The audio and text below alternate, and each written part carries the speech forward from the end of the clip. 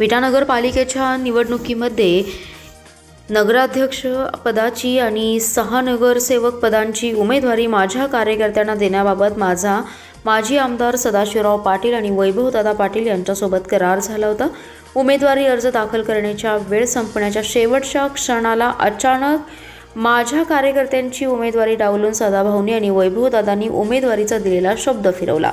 ऐनवेळी उमेदवारी नाकारल्याचं सांगून सदाभाऊ आणि वैभवदादांनी आमच्या सर्वांची फसवणूक केली असल्याचा आरोप भाजपाचे नेते माजी नगरसेवक अनिल बाबर यांनी विटा येथे पत्रकार परिषदेत केलाय। उद्या अर्ज माघार घेण्याचा अंतिम दिवस आहे, त्यामुळे उद्या दुपारनंतर यापुढील राजकीय भूमिकेचा निर्णय घेणार असल्याचे अनिल बाबर यांनी सांगितले।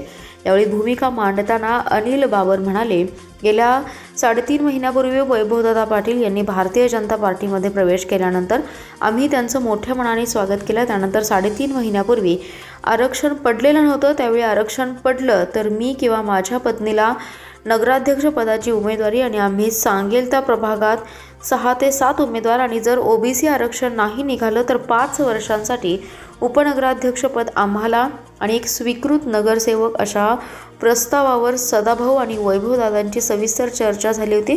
त्याप्रमाणे त्यांच्यासोबत एक लिखित करार झाला होता। आमच्या जे काही ठरलं होतं हे पालकमंत्री चंद्रकांत पाटील यांना सांगितलं होतं, ठरल्याप्रमाणे करायचं असा सदाभाऊंनी मला उमेदवारी अर्ज दाखल करायच्या आदल्या रात्री शब्द दिला होता।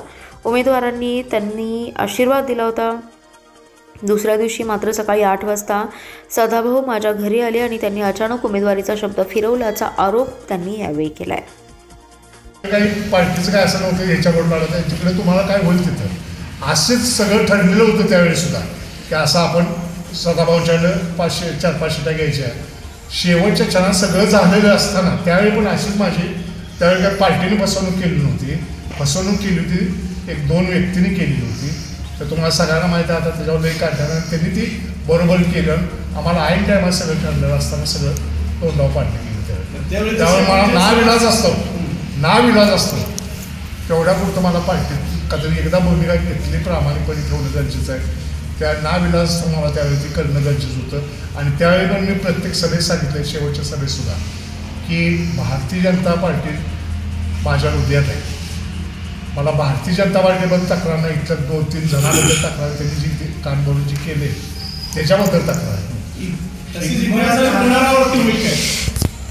ह्याचं मी आता उद्या आमची चर्चा तरी अगोदर साहेब झाली पाहिजे, आम्हाला बसलं तर पाहिजे काय करायचं काय करून नगराध्यक्ष माझ्या पत्नीला घेण्यापेक्षा मला जे समाजाचं प्रेम आहे, विट्यातलं जनतेचं प्रेम आहे ते माझ्या दृष्टीनं महत्त्वाचं आहे। ते नगराध्यक्ष पण नसलं चालेल, माझ्या दृष्टीने ते माझ्यासाठी सर्वस्व आहे।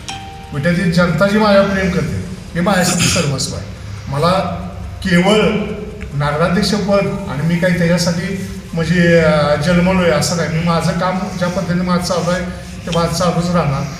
होय न होत जायचं हे नाही निघालं असं कुठंतरी समजून काहीतरी करावं लागलं, परंतु मी ते पद म्हणजे सर्वस्व समजलं, सर्वस्व विट्यातल्या जनतेचं प्रेम हे जे माझ्यावर आहे।